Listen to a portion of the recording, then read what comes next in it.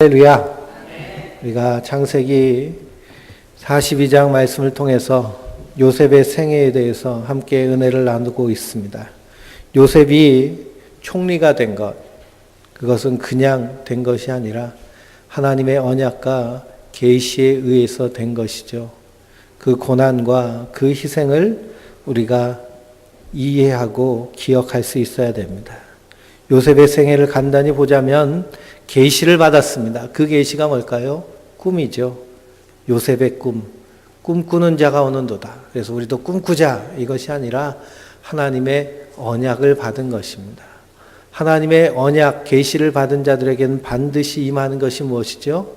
고난이 임하는 겁니다. 희생을 통하여서 그 언약을, 계시를 성취해 나가시는 분이 하나님이십니다.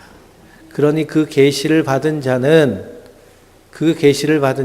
어디에 떨어지는 거예요? 고난 가운데 떨어지는 겁니다. 그걸 통해서 하나님의 일을 이루십니다. 성도는 하나님의 말씀을 받은 자입니다. 그러므로 이 땅에 반드시 뭐가 있을까요? 고난이 있습니다. 희생이 있습니다.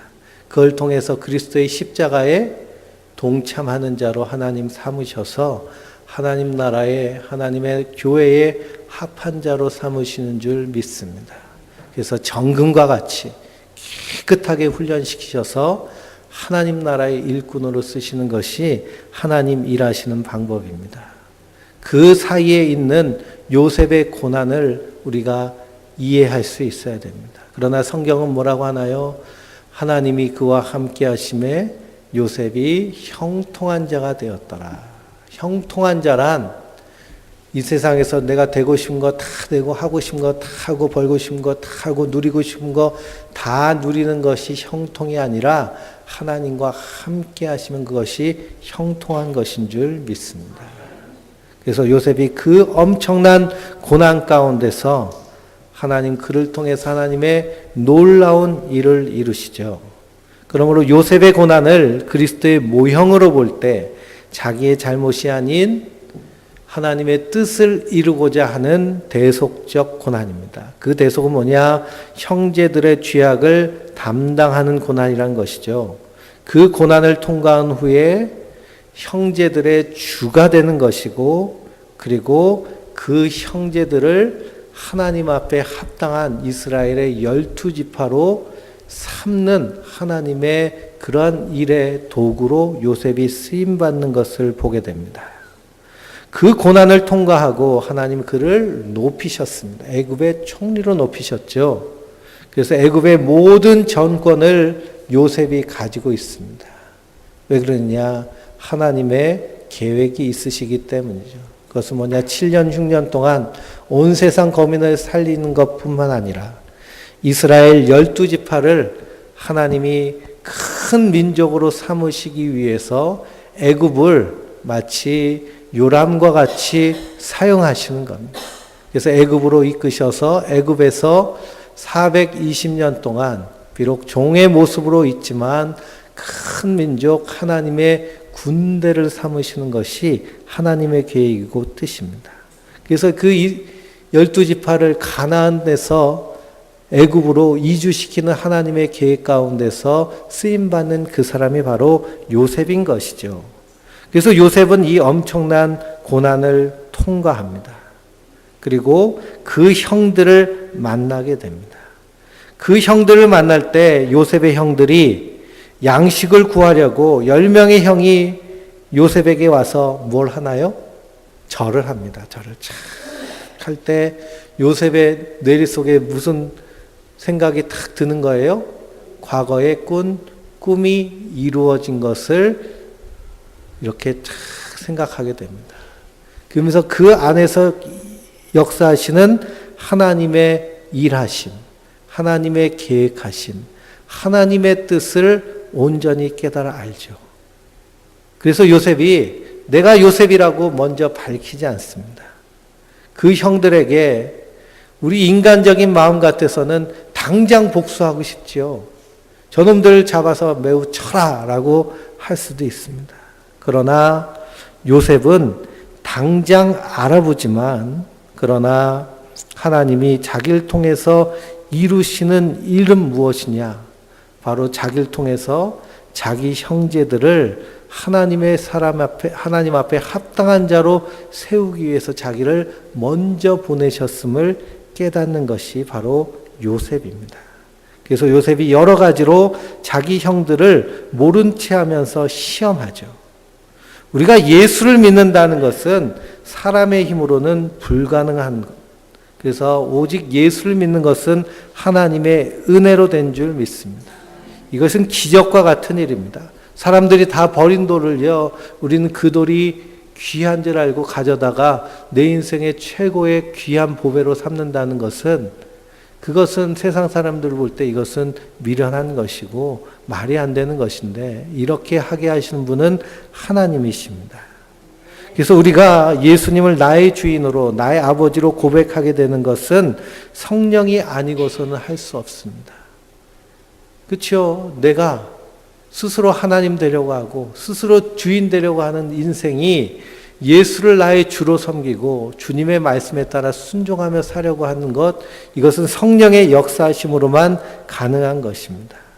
그런데 성령이 우리 안에 임하시면 어떤 일이 생긴다고요? 죄에 대해서, 의에 대해서, 심판에 대해서 세상을 책망하리라. 절대 우리가 여기서 벗어나면 안 됩니다. 성령이 임한 증거가 방언이다, 무슨 능력을 받는 것이다, 환상을 보는 것이다, 예언을 하는 것이다. 물론 성령의 은사로 이렇게 주어지는 것이지만 가장 먼저 성령이 임하시면 죄에 대하여, 의에 대하여, 세상 심판에 대하여 세상을 책망하시는데, 먼저 누가 책망받나요? 내가 책망받는 것입니다. 그 안에서 우리가 죄로 인하여서 내 인생이 얼마나 비참한가를 하나님 앞에서 깨닫게 되는 것이 성령이 임한 증거입니다. 성령이 임하시면 그래서 뭐가 쏟아져 나오나요? 죄에 대한 탄식이 쏟아 나옵니다. 가슴 치며 우리가 어찌할꼬 하며 하나님 앞에 나와서, 그래서 주 예수를 믿으라, 그리하면 너와 내 집이 구원을 받으리라 하는 그 말씀이 우리에게 생명이 되고 복음이 되어서 예수 그리스도를 나의 생명, 나의 보배로 여기고 그 예수를 믿는 믿음 가운데 거하게 되는 줄 믿습니다. 그래서 하나님이 선행적 은총, 성령을 통해서 깨닫게 하시면 반드시 죄의 비참함을 깨닫게 하십니다. 죄가 얼마나 나쁜 것인지, 죄가 얼마나 무서운 것인지를 깨닫게 하시는 것이죠. 근데 현대교회의 모습은 어떤가요? 죄에 대한 지적이 없을 뿐만 아니라 죄에 대한 인식이 없고 죄가 무엇인지도 모르고, 성령이 임하면 뭐 그냥 방언을 받느니, 그래서 오순절 교단에서는 성령 받은 증거가 방언이다라고 말하는 그런 성경에도 있지 않는 말도 안 되는 소리를 해대면서 하나님 말씀을 곡해하고 미혹하고 속이는, 그래서 장님이 장님을 인도하는 것 같은 그런 모습으로 교회가 변질되는 것을 봅니다. 그러니 교회 안에서 회개가 일어나지 아니하고 예수를 믿는다면서 자기가 죄인인 것을 모르고 죄가 얼마나 두렵고 떨리는 것인가를 인식하지 못하고 그저 교회 다님으로 만족함을 누리는, 그래서 교회를 통해서 둘째 사망에 이르게 되는 그러한 불행한 인생을 가는 사람들이 얼마나 많이 있는지 모릅니다. 그러므로 성령이 우리 안에서 역사되시면 가장 먼저 나의 죄가 깨달아지는 것이죠. 자기의 죄의 비참함을 알게 되는 것입니다. 이것 없이는 예수 믿는다는 것이 무엇인지, 은혜가 무엇인지 모르는 것입니다. 십자가가 얼마나 내게 소중한 것이며, 예수 그리스도가 십자가에서 행하신 그 복음이 얼마나 나에게 귀한 어메이징 그레이스, 말로 표현할 수 없는 놀라운 사랑과 은혜인지를 죄를 모르면 알지 못하는 것이죠. 우리가 아파보면요, 건강한 것이 얼마나 소중한가를 알게 됩니다. 잃어버리면 그 잃어버린 것이 얼마나 귀한 것인지를 알게 되죠. 그래서 상실의 아픔이라 우리 인간에게 가장 큰 아픔 중에 하나인데요. 그 상실의 아픔을 제대로 극복하지 못한 사람들은 그 엉뚱한 방향으로 삶이 역효과가 납니다. 대표적인 것이 쓰레기를 모으는 사람들이 있어요. 쓰레기를 모으는 사람. 진짜 어저께도 집을 보러 갔는데요. 저 원주천변에 근사한 2층 집인데 근데 그 집안에 쓰레기가 가득 차 있습니다. 쓰레기가. 지하부터 2층까지요. 쓰레기가 마당부터 꽉 차 있습니다. 근데 그런 사람이요 참 많습니다. 대부분 왜 이런 일이 일어나느냐? 상실의 아픔을 자기가 잃어버린 것에 대한 그 채우려고 하는 욕망을요 다른 것에서 채웠는데 쓰레기에서 채운 겁니다. 쓰레기는 어디나 있잖아요. 근데 그것이 좋아 보이고 귀해 보여서 모으고 모여서 그래서 자기 집을 꽉 채우고 하는 것. 그래도 끝없이 채워도 만족함이 없는 인생. 그것이 이 땅의 모습입니다. 죄를 온전히 알 때, 그때 우리의 죄가 얼마나 두렵고 떨린 것을 알고 그 안에서 예수 그리스도를 찾게 되고 예수로 채울 때 모든 것이 충만하여지는 줄 믿습니다.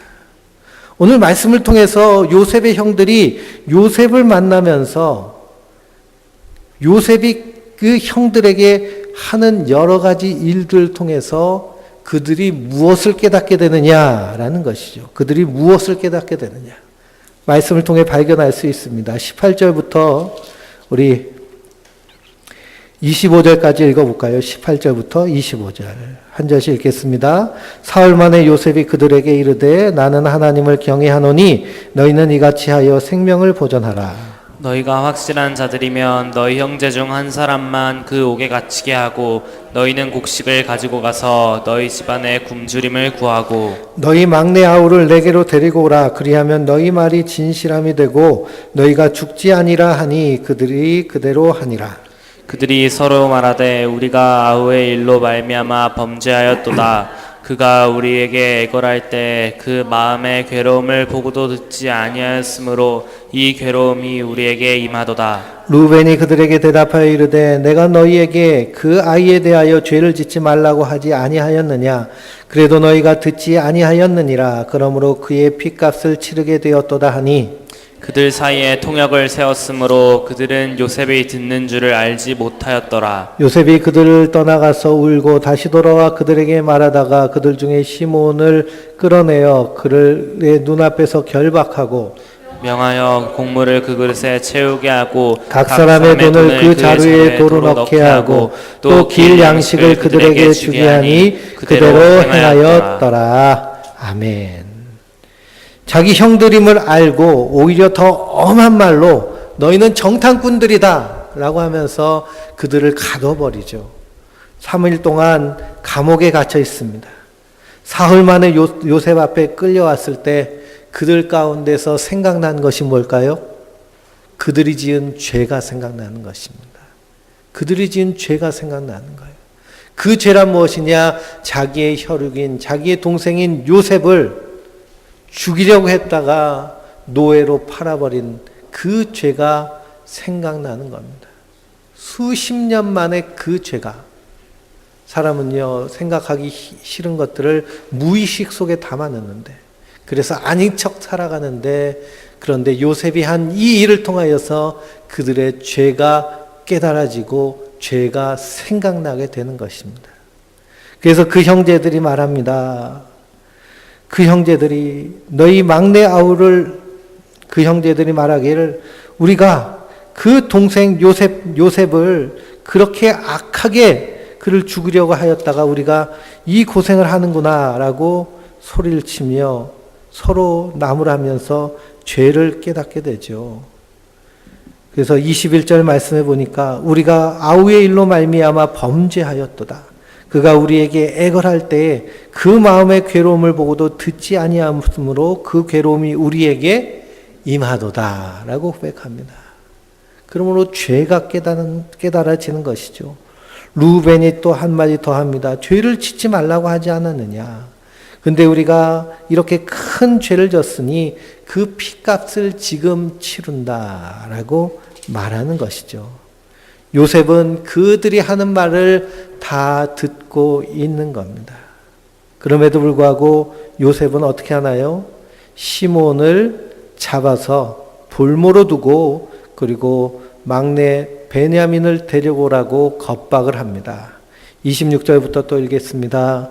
그들이 곡식을 나귀에 싣고 그곳을 떠났더니 이 여관에서 나귀에게 먹이를 주려고 자루를 풀고 본즉 그 돈이 자루아기에 있는지라. 그가 그 형제에게 말하되 내 돈을 도로 넣었도다. 보라, 자루 속에 있도다. 이에 그들이 혼이 나서 떨며 서로 돌아보며 말하되 하나님이 어찌하여 이런 일을 우리에게 행하셨는가 하고 그들이 가나안 땅에 돌아와 그들의 아버지 야곱에게 이르러 그들이 당한 일을 자세히 알리어 아뢰되 그 땅의 주인인 그 사람이 엄하게 우리에게 말씀하고 우리를 그 땅에서 내 정탐꾼으로 여기기로 우리가 그에게 이르되 우리는 확실한 자들이요 정탐꾼이 아니니이다. 우리는 한 아버지의 아들 12 형제로서 하나는 없어지고 막내는 오늘 우리 아버지와 함께 가나안 땅에 있나이다 하였더니 그 땅의 주인인 그 사람이 우리에게 이르되 내가 이같이 하여 너희가 확실한 자들임을 알리니 너희 형제 중에 하나를 내게 두고 양식을 가지고 가서 너희 집안의 굶주림을 구하고 너희 막내 아우를 내게로 데려오라. 그러면 너희가 정탐꾼이 아니요 확실한 자임을 내가 알고 너희 형제를 너희에게 돌리리니 너희가 이 나라에서 무역하리라 하였다 하더라 하고 각기 자루를 쏟고 본즉 각 사람의 돈뭉치가 그 자루 속에 있는지라. 그들과 그들의 아버지가 돈뭉치를 보고 다 두려워하더니 그들이 아버지 야곱이 그들에게 이르되 너희가 나에게 내 자식을 잃게 하도다. 요셉도 없어지고 시몬도 없어졌거늘 베냐민도 또 빼앗아가고자 하니 이는 다 나를 해롭게 함이로다. 르우벤이 그의 아버지에게 말하여 이르되 내가 그를 아버지께로 데리고 오지 아니하거든 내 두 아들을 죽이소서. 그들을 내 손에 맡기소서. 내가 그를 아버지께로 데리고 돌아오리라. 야곱이 이르되 내 아들은 너희와 함께 내려가지 못하리니 그의 형은 죽고 그만 남았음이라. 만일 너희가 가는 길에서 재난이 그에게 미치면 너희가 내 흰머리를 슬퍼하며 수올로 내려가게 하려 되리라. 아멘. 시몬을 볼모로 잡고 그리고서는 곡식을 챙겨가지고 그들이 가나안 땅으로 가죠. 가나안 땅으로 가는 길에 나귀에게 먹이를 주려고 자루를 풀고 보니까 그 안에 뭐가 들어있나요? 곡식을 샀던 돈이 그대로 들어있는 겁니다. 그러면 그들이 죄를 깨닫기 전에 요셉을 은 20에 팔았을 때 그 은 20에 판 그 은 20을 어디다 썼을까요? 다 형제들끼리 나눠 쓰든지 술 먹는지 유흥비로 마구장창 썼을 겁니다. 범죄한 자들이 벌어든 돈은요, 자기가 수고한 돈이 아니기 때문에 흥청망청 쓰는 것이 대부분이죠. 그래서 자기가 수고하여서 번 돈이 아닌 것은 타락하는 길로 빠지게 됩니다. 자기 동생을 팔았던 자들, 그들 요셉이 울부짖으며 살려달라고 그렇게 소리칠 때 눈 하나 깜짝하지 않던 그들 가운데 죄가 생각난 겁니다. 죄가 생각나니 자루에 돈이 있는 것을 보고 무슨 마음이 들까요? 두려운 마음이 드는 겁니다. 죄가 생각나기 이전에 만약 이런 일을 겪었다면 그들은 어떻게 했을까요? 야, 운 좋다. 재수 좋다. 곡식을 샀을 때 분명히 영수증을 받았을 겁니다. 영수증을 받았다는 것은 돈 냈다는 표시죠.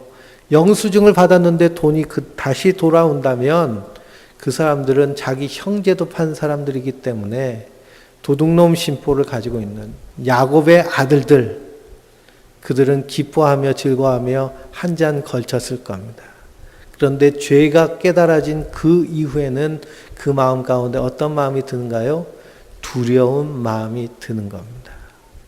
사도 바울이 두렵고 떨림으로 너희 구원을 이루라 라고 말합니다.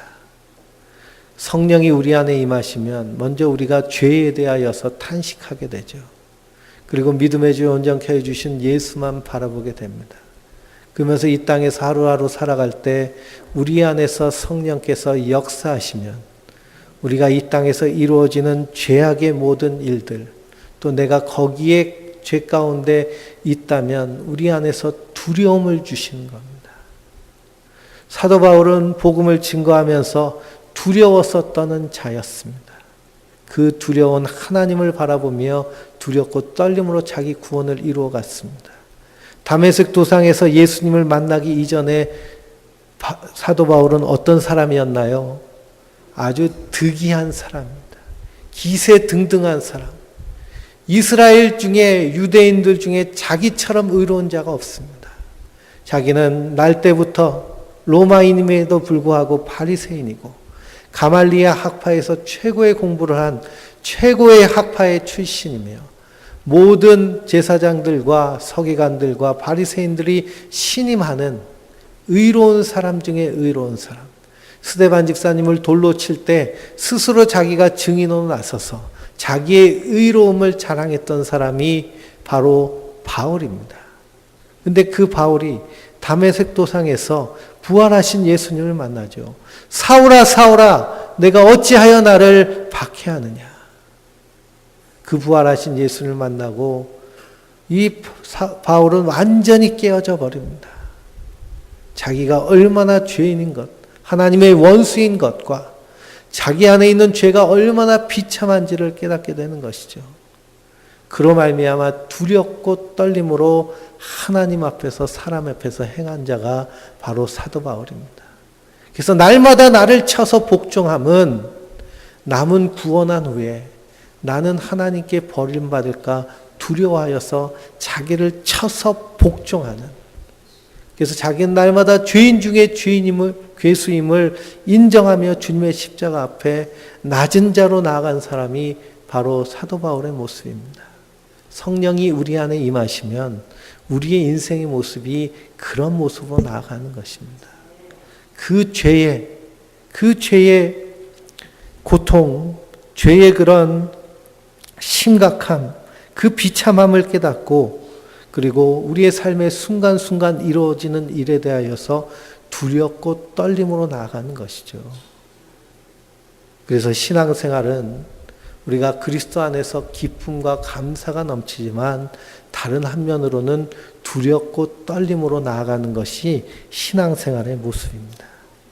그래서 요셉이 이런 일을 행하는 것은 무엇이냐? 자기 형들도 요셉의 고난 가운데 동참하여서 그래서 자기의 죄를 완전히 회개하고 하나님 앞에 순전한 일꾼으로 세워질 때 그들이 비로소 이스라엘의 12지파가 되는 것을 요셉은 알았던 사실입니다. 그러므로 요셉은 하나님의 충만한 그 성령에 주시는 지혜로 말미암아 자기 형들을 자기와 같이 하나님 앞에 합당한 자로 세우십니다. 그 첫걸음이 뭘까요? 죄에 대하여서 깨닫게 하는 겁니다. 죄에 대하여서 가슴치며 통회하게 만드는 겁니다. 그리고 말미암아 스스로 자기들이 종이 되는 모습으로 나아가는 것이죠. 그리고 자기 고향으로 와서 자기 아버지 야곱에게 얘기합니다. 베냐민을 데려오지 아니하면 저 잡혀있는 시므온 형이 죽습니다. 근데 야곱은 어떻게 하고 있어요? 자기의 사랑하는 아들 요셉을 잃은 후에 나머지 10아들이 있음에도 불구하고 누구뿐이 안 보이나요? 베냐민뿐이 안 보입니다. 그래서 그럴 수 없다라고 끝까지 버팁니다. 13장 말씀을 또 읽어보겠습니다. 13장 말씀을 우리 43장 말씀을 한 절씩 교독하면서 읽겠습니다. 그 땅에 기근이 심하고 그들이 애굽에서 가져온 곡식을 다 먹음에 그 아버지가 그들에게 이르되 다시 가서 우리를 위하여 양식을 조금 사오라. 유다가 아버지에게 말하여 이르되 그 사람이 우리에게 엄히 경고하여 이르기를 너희 아우가 너희와 함께 오지 아니하면 너희가 내 얼굴을 보지 못하리라 하였으니 아버지께서 우리 아우를 우리와 함께 보내시면 우리가 내려가서 아버지를 위하여 양식을 사려니와 아버지께서 만일 그를 보내지 아니하시면 우리는 내려가지 아니하리니 그 사람이 우리에게 말하기를 너희의 아우가 너희와 함께 오지 아니하면 너희가 내 얼굴을 보지 못하리라 하였음이니이다. 이스라엘이 이르되 너희가 어찌하여 너희에게 또 다른 아우가 있다고 그 사람에게 말하여 나를 괴롭게 하였느냐. 그들이 이르되 그 사람이 우리와 우리의 친족에 대하여 자세히 질문하여 이르기를 너희 아버지가 아직 살아계시냐 너희에게 아우가 있느냐 하기로 그 묻는 말에 따라 그에게 대답한 것이니 그가 너희의 아우를 데리고 내려오라 할 줄 우리가 어찌 알았으리이까. 유다가 그의 아버지 이스라엘에게 이르되 저 아이를 나와 함께 보내시면 우리가 곧 가리니 그러면 우리와 아버지와 우리 어린 아이들이 다 살고 죽지 아니하리이다. 내가 그를 위하여 담보가 되오리니 아버지께서 내 손에서 그를 찾으소서. 내가 만일 그를 아버지께 데려다가 아버지 앞에 두지 아니하면 내가 영원히 죄를 지리이다. 우리가 지체하지 아니하였더라면 벌써 2번 갔다 왔으리이다. 그들이 아버지 이스라엘이 그들에게 이르되 그리할진대 이렇게 하라.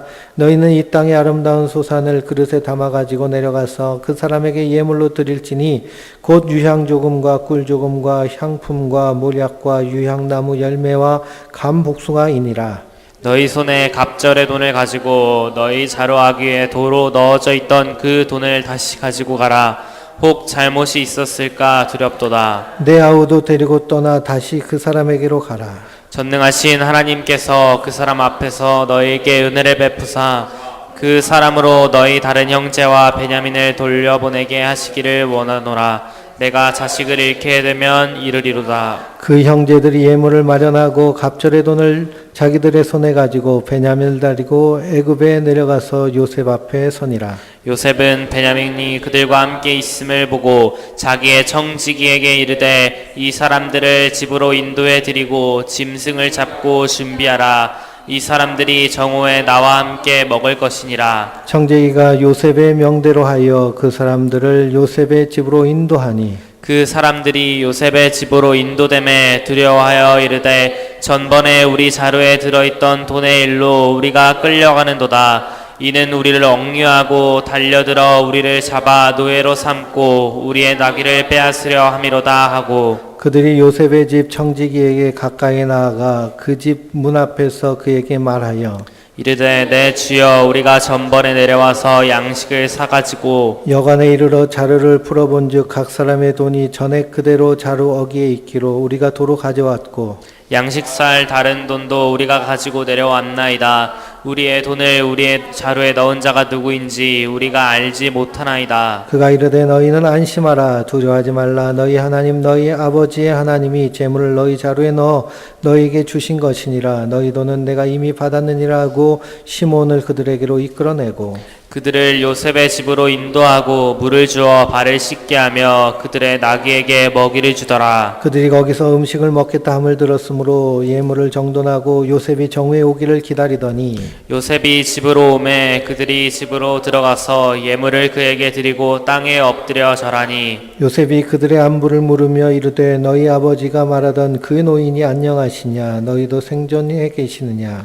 그들이 대답하되 주의 종 우리 아버지가 평안하고 지금까지 생존하였나이다 하고 머리 숙여 절하더라. 요셉이 눈을 들어 자기 어머니의 아들 자기 동생 베냐민을 보고 이르되 너희가 내게 말하던 너희 작은 동생이 이 아이냐. 그가 또 이르되 소자여 하나님이 내게 은혜 베푸시기를 원하노라. 요셉이 아우를 사랑하는 마음이 복받쳐 급히 울 곳을 찾아 안방으로 들어가서 울고 얼굴을 씻고 나와서 그 정을 억제하고 음식을 차리라 하매 그들이 요셉에게 따로 차리고 그 형제들에게 따로 차리고 그와 함께 먹는 애굽 사람들에게도 따로 차리니 애굽 사람은 히브리 사람과 같이 먹으면 부정을 입음이었더라. 그들이 요셉 앞에 앉되 그들이 나이에 따라 앉히게 되니 그들이 서로 이상히 여겼더라. 요셉이 자기 음식을 그들에게 주되 베냐민에게는 다른 사람보다 5배나 주매 그들이 마시며 요셉과 함께 즐거워하였더라. 아멘. 가나안으로 돌아온 그 형들이 시몬은 잡혀 있죠. 그리고 야곱에게 그 사실을 고합니다. 그거 할 때 그 베냐민을 보내줄 수 없다라고 말합니다. 그때 그 유다가 자기가 담보가 되겠다라고 하며 베냐민 보낼 것을 간청을 하죠. 이런 모습을 보면 루벤도 그렇고 유다도 그렇고 자기가 담보가 되겠다고 하고 자기 아들들의 목숨을 내놓기도 하는 그런 희생의 모습으로 나아가는 것을 보게 됩니다. 그전에는 어떤 사람이었나요? 그들이 죄를 알기 전에는 자기 욕심을 채우던 사람들, 자기의 눈에 가시 같은 요셉을 단 은 20에 팔아넘긴 그런 사람들, 생명을 아주 우습게 여긴 자들, 세겜 사람들의 목숨을 가볍게 여겨서 하루아침에 다 쳐 죽였던 그런 죄인들, 그들이 죄를 깨달은 후에 변화되는 모습들을 보게 됩니다. 이것이 하나님이 하나님의 사람을 하나님의 사람으로 만들어가는 만드심의 모습입니다. 44장을 쭉 읽어보면 이렇게 잔치를 베풀고 그리고 곡식을 자루에 넣고 다시 가나안 땅으로 보내는데 그때 은잔 하나를 베냐민의 자루에다 넣습니다. 베냐민의 자루에다 그 은잔을 놓고 추격대를 보내서 그 11명의 형제의 짐을 수색해 하여서 그 은잔을 찾아내죠. 그리고서 이 은잔 도둑질했다라고 하면서 다시 베냐민을 잡아오려고 합니다. 그때 그 형제들이 어떻게 하느냐? 베냐민만 잡아갈 수 없습니다. 우리를 다 잡아가십시오. 유다는 어떻게 하느냐? 베냐민이 아니라 나를 잡아가십시오라고 이렇게 희생의 자리로 내려가는 것을 보게 됩니다. 요셉이 그 큰 고난을 당했죠. 그래서 형제들의 주가 되는 것을 봅니다. 오늘 말씀에도 그 형들이 요셉에게 주의 종, 주의 종, 주의 종, 나는 당신의 종입니다 하면서 요셉을 주로 삼았습니다.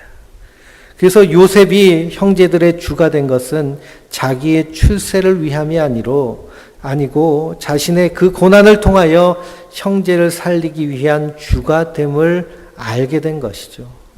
뿐만 아니라 이 하나님의 계시에 참여하기 위해서는 그 형제들도 자신의 죄를 알아야 되는 것입니다. 죄를 알아야 무엇을 알 수 있죠? 은혜를 알 수 있습니다. 우리가 하나님의 은혜, 하나님의 사랑 그러면서 죄를 알지 못하고 죄가 고백되지 아니하고 죄에 대해서 탄식하지 아니하고 하나님의 은혜를 말한다는 것은 그것은 거짓입니다. 그래서 이 요셉이 막무가내로 감옥에 가두는 것이고 또한 막무가내로 이렇게 행함으로 말미암아 그들을 시험하고 그들을 희생의 자리로, 희생의 자세로 만들어가는 것을 봅니다. 비로소 45장에 요셉이 자기가 바로 동생임을 밝힙니다. 45장을 우리 한 절씩 교독하면서 읽겠습니다. 요셉이 시종하는 자들 앞에서 그 정을 억제하지 못하여 소리질러 모든 사람을 자기에게서 물러가게 하고 그 형제들에게 자기를 알리니 그때 그와 함께한 다른 사람이 없었더라. 요셉이 큰 소리로 우니 애굽 사람에게 들리며 바로의 궁중에 들리더라. 요셉이 그 형들에게 이르되 나는 요셉이라 내 아버지께서 아직 살아계시나이까. 형들이 그 앞에서 놀라서 대답하지 못하더라.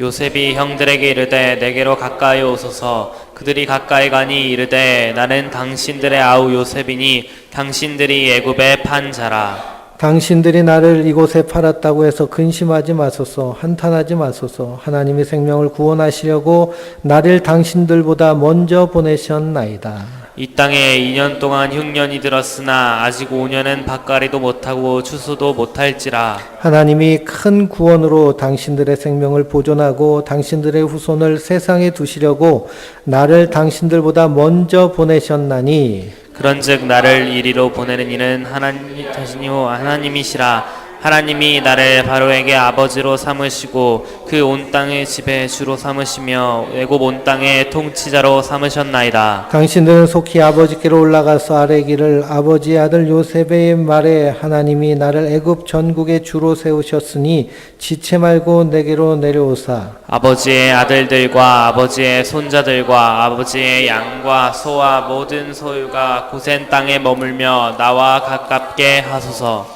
흉년이 아직 5해가 있으니 내가 거기서 아버지를 봉양하리이다. 아버지와 아버지의 가족과 아버지에 속한 모든 사람에게 부족함이 없도록 하겠나이다 하더라 전하소서.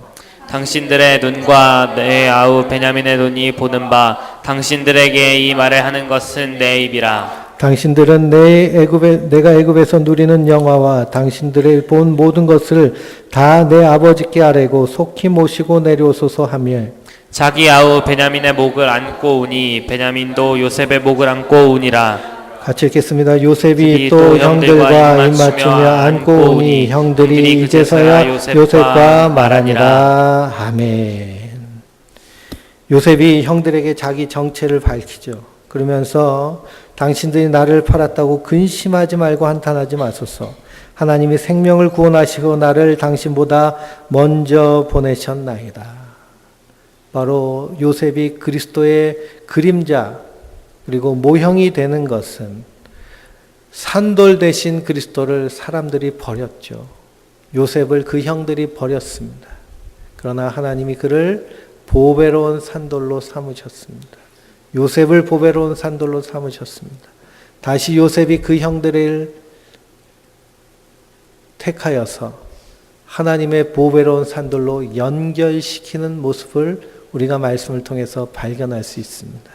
그러나 우리가 창세기로부터 베드로 전서까지, 창세기부터 요한계시록까지 다 일맥상통하게 우리에게 말씀하시는 것은 무엇이냐? 예수 그리스도. 그분이 우리의 주, 우리의 하나님이신데 우리는 그분을 건축자의 버린 절처럼 버렸다는 것이죠. 그게 우리의 죄악입니다. 그럼에도 불구하고 주님께서 우리에게 다시 오셔서 우리로 하여금 그 죄를 깨닫게 하시고 하나님의 자녀로 삼으신 은혜 안에 거한 자가 바로 우리 성도다라는 사실을 믿으시기 바랍니다. 그 놀라운 사랑을 받은 자, 이 땅에서 죄를 미워하고 히브리서에 의하면 죄에 대하여 피 흘리기까지 싸우라라고 말합니다. 성도는 이 죄를 미워하는 자들입니다. 그 죄란 무엇이냐? 내가 자꾸 하나님이 되려고 하는 죄. 하나님 말씀에 순종하지 아니하고 내 뜻대로 하려고 하는, 그게 바로 내가 하나님 되려고 하는 죄입니다. 예레미야는 이스라엘을 향해서 너희가 죄가 무엇이냐? 생수의 근원 되신 하나님을 버린 것과 스스로 웅덩이를 판 것인데 그 웅덩이는 터진 웅덩이다 라고 선언을 하였죠. 성경에서 말하는 죄는 바로 이겁니다. 내가 자꾸만 하나님 되려고 하는 그 죄가 하나님 앞에 얼마나 큰 하나님과 원수된 것이며 하나님과 죄악된 것인지를 깨닫는 것이 성도가 날마다 깨닫는 겁니다. 그래서 사도 바울도 이것을 깨닫고 뭐라고 고백하나요? 나는 날마다 죽노라 라고 고백합니다.